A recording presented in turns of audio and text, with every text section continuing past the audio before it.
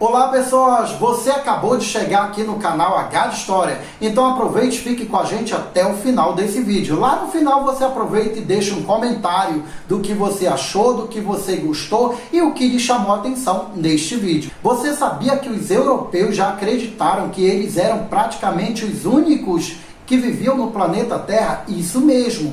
Houve uma época em que os mapas mundi não tinham a América, não tinham uma boa parte da África e a Ásia era bem diferente do que a gente tem hoje. É isso que nós vamos ver no vídeo de hoje. Falta a vinheta.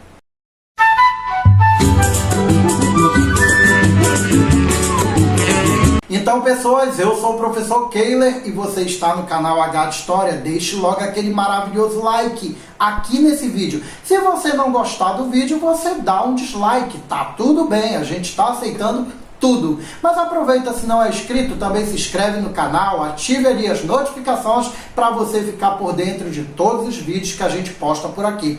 Hoje nós vamos falar da expansão marítima, as grandes navegações. Vamos lá para o vídeo. Para entender todo esse processo, a gente tem que levar em conta o contexto histórico europeu daquele momento.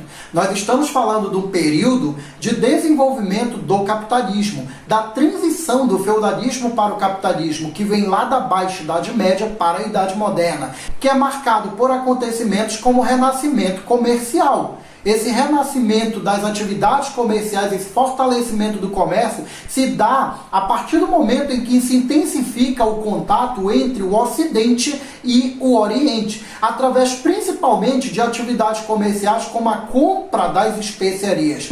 Essas especiarias que vinham do Oriente e que eram comercializadas ali no Ocidente. Isso favoreceu também o surgimento das cidades, que alguns historiadores chamam de renascimento urbano, e que vai consolidar essas atividades comerciais. Então o comércio ele passa a ser importante dentro daquele processo. E ao mesmo tempo o capitalismo ele passa a ter condições favoráveis para o seu desenvolvimento. No entanto, a partir do século XIV a gente começa então a ver a Europa passando por crises. Crises marcadas pela fome, crises marcadas pelas guerras, crises marcadas principalmente pela expansão da peste negra. Então essas crises vão provocar uma retração e um retardo não só produtivo, quanto também comercial. E a Europa vai começar então a ter dificuldade de produzir e também dificuldade de comercializar. De repente essas especiarias começam a se tornar não só muito caras, como praticamente impossíveis de serem comercializadas naqueles lugares.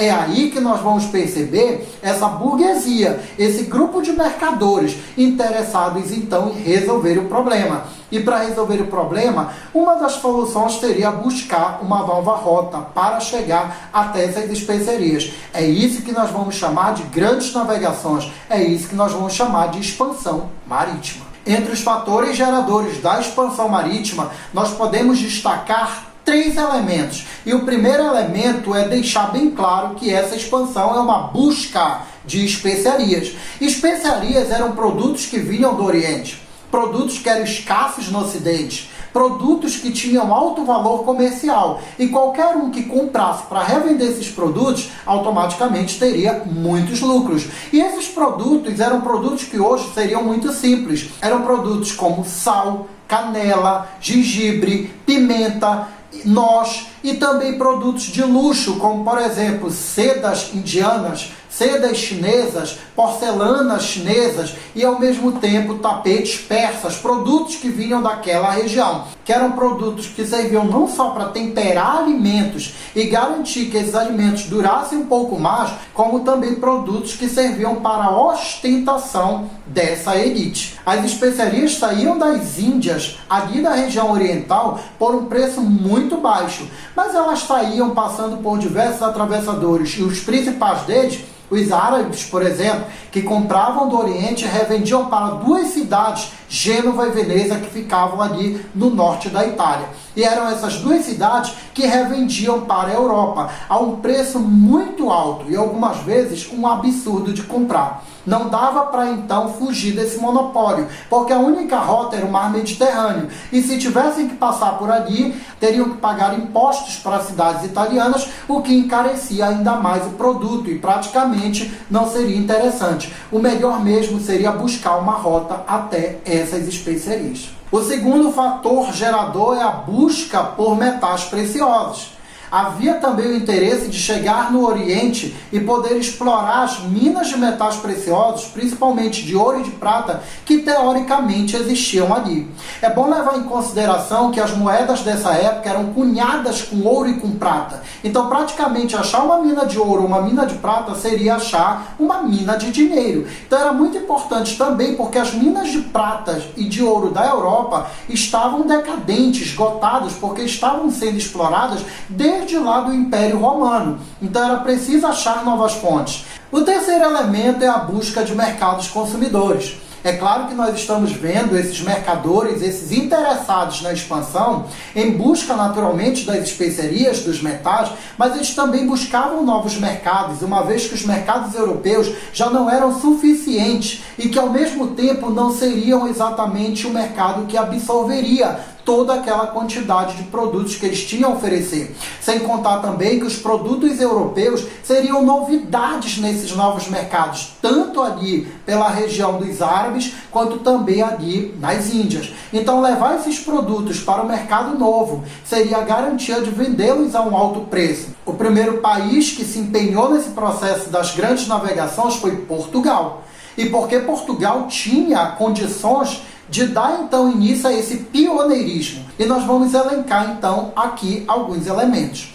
Quando você pega, por exemplo, livros mais antigos, vai estar destacado ali a localização geográfica de Portugal. Isso é importante sim, gente, mas a gente precisa dar uma ênfase muito específica nesse processo de localização. O importante é destacar aqui que Portugal estava localizado ali na Península Ibérica e numa posição banhada pelo Oceano Atlântico, onde alguns historiadores vão dizer que ele estava com uma janela aberta ao mar. Beleza, gente. Portugal, através desse território banhado pelo Oceano Atlântico, ele acabou sendo favorecido com uma atividade pesqueira que se desenvolveu ali naquela região. Pessoal, vender peixe numa época em que as pessoas estão morrendo de fome é literalmente um bom negócio. O outro elemento é que essa atividade pesqueira favoreceu não só conhecimentos de navegação, como também fortaleceu uma burguesia ali em Portugal, e que fez com que essa burguesia favorecida ela começasse a ter interesse, naturalmente, em investir no processo de expansão desse comércio. E esse segundo elemento é exatamente a centralização precoce do Estado português.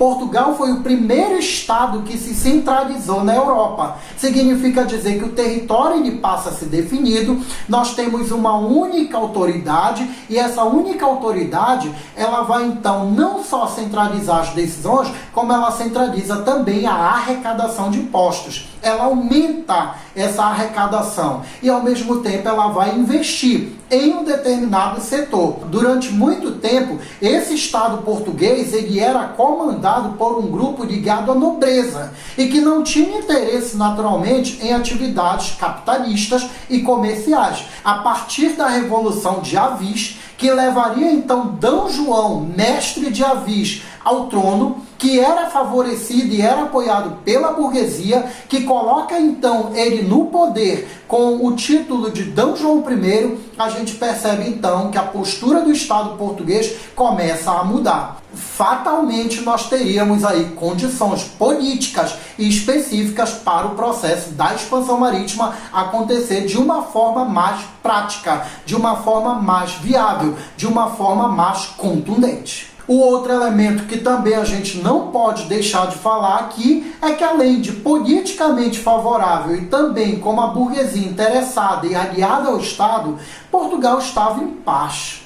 Diferente de outros países que estavam em guerra e que precisavam então primeiro se organizar enquanto Estado, Portugal já era organizado como Estado e estava em paz. Não tinha problemas externos para resolver, o que favorece com que esse Estado se concentre na expansão e ao mesmo tempo na solução para seus problemas internos. É aí que a gente percebe então outros elementos específicos para a expansão. E esse próximo elemento é a fundação da escola de Sagres pelo infante D. Henrique.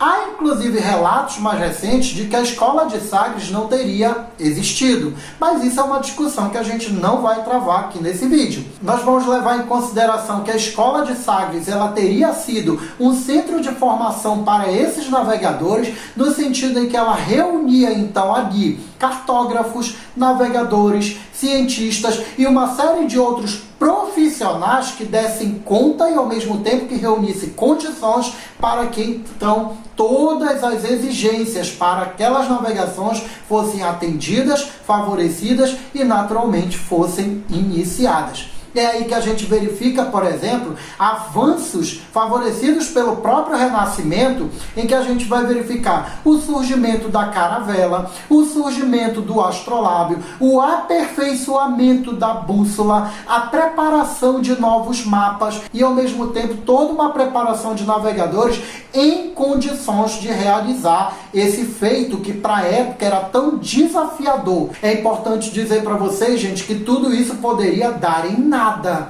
Isso era um desafio que poderia não levar a lugar nenhum. E por isso é importante destacar a preparação psicológica desses navegadores. Um dos grandes obstáculos que precisava ser vencido nesse período era exatamente aquela mentalidade que se tinha a respeito do Oceano Atlântico, que na época inclusive nem era chamado assim, era conhecido como Mar Tenebroso. E isso não é à toa. Aquela localidade era um local que habitavam muitos monstros marinhos. E que a gente pode verificar então aqui que esses monstros marinhos poderiam atacar a embarcação. É o caso então de polvos que com seus tentáculos empurram a embarcação para o fundo. Peixes, por exemplo, que tinham garras e que poderiam atacar os tripulantes. O outro elemento também que a gente destaca, gente, é aquela mentalidade de uma terra plana. E que naquele período pode ser retratado exatamente desse jeito.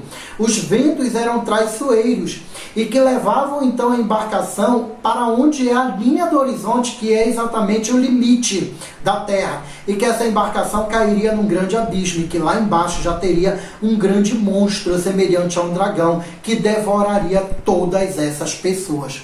É muito importante destacar, gente, que a escola de Sagres ela vai tentar encorajar essas pessoas para que elas desenvolvam um espírito aventureiro que passe então a acreditar que enfrentar esses monstros era uma coisa extremamente necessária.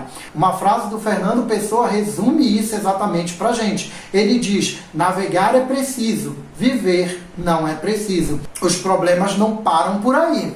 Também era preciso ter coragem para chegar nesses novos lugares. Havia uma crença de que esses povos dos outros territórios eram seres extremamente estranhos aos europeus. Eles não teriam uma imagem humana como teria exatamente os europeus, feitos à imagem e semelhança de Deus. A partir então do momento em que eles tiveram condições de iniciar propriamente as grandes navegações, a gente verifica então os portugueses partindo para essa viagem. O marco inicial da expansão marítima portuguesa seria exatamente o norte da África, onde eles vão chegar em 1415 e promover a conquista da região de Ceuta, ali naquela localidade. E ali os europeus vão encontrar então alguns elementos que desfavoreçam. Se eles encontrassem pelo menos um, eles já dominavam aquele território. E essa dominação a gente chama de colonização. E por volta de 1418 até 1434, nós vamos perceber então os portugueses se empenhando na dominação do arquipélago de Açores.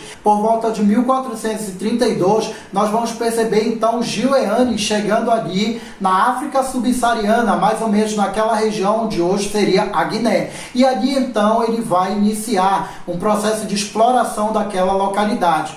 É importante também destacar que nesse momento já estava em desenvolvimento o que a gente chama de périplo africano, que seria exatamente estabelecer essas feitorias, esses pontos de domínio dos portugueses ali no continente africano. Seguindo então com as suas viagens, os portugueses então vão chegar ali por volta da década de 50 e 60 do século XV em regiões como Congo e também Angola, e vão também dominar aquelas localidades. Por volta de 1488, o navegador Bartolomeu Dias finalmente chegou ali onde hoje seria o Cabo da Boa Esperança. O próximo passo importante seria finalmente quando em 1498 Vasco da Gama chegaria até as Índias. O próximo passo para as viagens portuguesas, que vai dar praticamente uma finalização a esse ciclo, é quando em 1500 o Pedro Álvares Cabral vai chegar aqui no Brasil. E se tem toda uma tese, se tem toda uma teoria a respeito dessa chegada aqui. É muito importante também que a gente compreenda as viagens espanholas. E a Espanha foi o segundo país a navegar. Ela se empenhou no projeto da expansão marítima bem depois de Portugal. E esse atraso se deve a algumas situações que a gente vai elencar aqui. O primeiro elemento seria exatamente a falta de um Estado unificado. A Espanha ainda teria que se envolver no processo de guerra de reconquista, que seria exatamente expulsar os árabes ali do seu território. E isso só foi possível com o casamento dos reis Aragão e Castela, os reis católicos, que se empenharam na expulsão definitiva dos árabes daquela região e, ao mesmo tempo, a consolidação do seu poder e seu domínio sobre aquele território. Consolidado, então, esse poder, eles precisavam, então, iniciar o processo da expansão.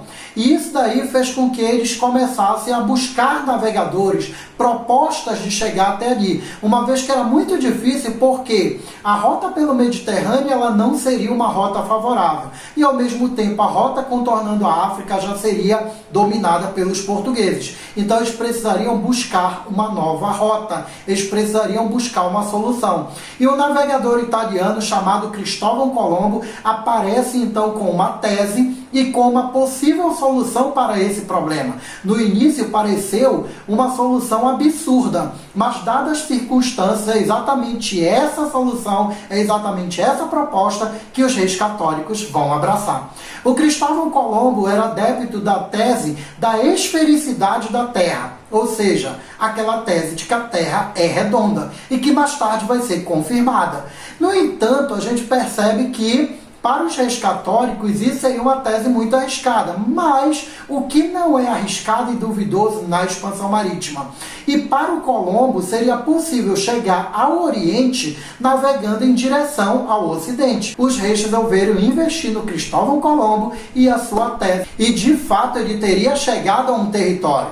Esse território, então, seria algumas ilhas ali na América Central. E ele acreditava que teria chegado às Índias. Inclusive levou habitantes dali para a Europa e os expôs como se fossem os índios, ou seja, aqueles que habitavam as Índias. Então, desconfiados de que ele teria chegado em outro território, e os reis espanhóis decidiram então chamar um outro navegador, o Américo Vespúcio, e o Américo Vespúcio chegou lá, explorou o território, foi um pouco mais além e percebeu, na verdade, que não se tratava das Índias, mas sim de um novo continente, e que ele deu a esse continente o nome de América. E voltou para a Espanha e deu as boas novas para os reis católicos espanhóis. A descoberta da América vai soar como uma bomba. De repente, todo mundo quer saber que território é esse. Essa disputa territorial acabou gerando, então, ameaças de guerra entre as duas potências ibéricas, Portugal e Espanha,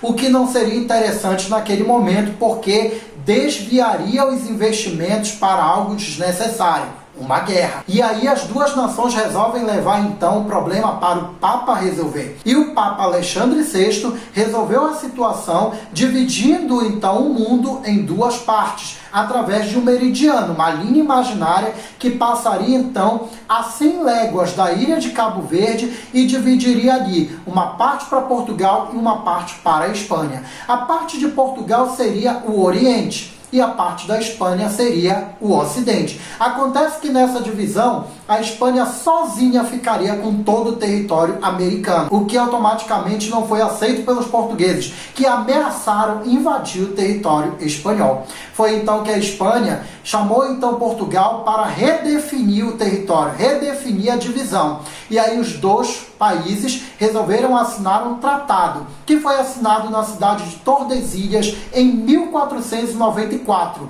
chamado então Tratado de Tordesilhas. Por esse tratado, eles manteriam a divisão oeste e leste. No entanto, ao invés de 100 léguas da ilha de Cabo Verde, nós teríamos 370 léguas, onde seria traçado a linha imaginária. E aí então nós teríamos a divisão agora leste e oeste. E por essa divisão, a parte oeste ficaria para a Espanha e a parte leste ficaria para Portugal. Acontece que por essa nova medida, Portugal ficaria também com a costa americana, que mais tarde vai ser a costa brasileira, mais tarde, 6 anos depois, teoricamente descoberta por Cabral. Também faz parte dos grandes feitos das viagens espanholas a viagem de circunnavegação. Os espanhóis eles vão constatar através de uma viagem em torno da Terra que vai então confirmar a esfericidade da Terra, confirmar a tese de que a Terra é redonda. E aí então nós vamos perceber essa viagem tendo início lá em 1519 com a saída do navegador Fernão de Magalhães do território espanhol. E ele vai então percorrer ali o Oceano Atlântico, vai chegar ali na costa americana, percorrer a costa americana, atravessando o Estreito de Magalhães e vai chegar até o Oceano Pacífico, até finalmente chegar no Oceano Índico, ali por volta de 1521. Na Ásia, o Fernão de Magalhães vai falecer. A viagem vai continuar com o navegador Sebastião Delcano e vai chegar então ali pelo Oceano Índico e vai prosseguir até o sul da África e depois vai contorná-la através do Atlântico e finalmente em 1522 ele vai chegar de volta à Espanha. Depois desse longo tempo de viagens, a gente verifica que para além de constatar a esfericidade da Terra, constatar de fato que a Terra é redonda, ele também vai chegar ali cheio de experiências que vai desmistificar muitas histórias que foram contadas sobre esses oceanos. Aliás, vão trazer experiências inclusive de novos oceanos para então os próximos navegadores e para a relação marítima com outros continentes. É claro que a expansão marítima vai trazer muitas consequências para aquele período, muitas transformações. E entre essas transformações a gente pode verificar o contato entre a Europa e novos continentes. E ao mesmo tempo o destemor e a facilidade com que eles vão explorar esses novos oceanos. É importante também destacar, gente, que o desenvolvimento do capitalismo ele vai ser possível a partir então dessas novas descobertas. Um grande efeito e que a gente pode destacar logo de cara é uma nova rota comercial entre a Europa e também as Índias. E essa rota seria através do Oceano Atlântico, que não vão mais percorrer como antes tão intensamente o mar Mediterrâneo. As atividades comerciais ali no Mediterrâneo elas vão passar por um declínio da hegemonia econômica de Gênova e Veneza e também de outras atividades que seriam desenvolvidas ali. O próximo elemento que a gente precisa destacar, a centralização do Estado, ela foi fundamental para o processo da expansão marítima acontecer. Os países só puderam navegar quando de fato havia um Estado centralizado, um Estado provedor do processo da expansão marítima. E isso é muito importante na medida em que o absolutismo ele se concretiza como uma forma eficiente de administração, de busca de novas soluções para superar as crises e desenvolver economicamente e fortalecer aquele país. E a gente não pode deixar de finalizar destacando aqui o processo de colonização, que passa a ser também uma medida desses estados absolutistas. A descoberta de novos territórios possibilitou então esses países, principalmente Portugal e Espanha inicialmente, e depois outros como França, Inglaterra e também a Holanda, a iniciarem um processo de busca por essas colônias. Esse processo de colonização ele foi fundamental para fortalecer essas nações absolutistas que iniciaram, desenvolveram e concluíram o processo da expansão marítima. Eu espero sinceramente que você tenha gostado desse vídeo. Eu também agradeço de coração você ter chegado até aqui. Valeu!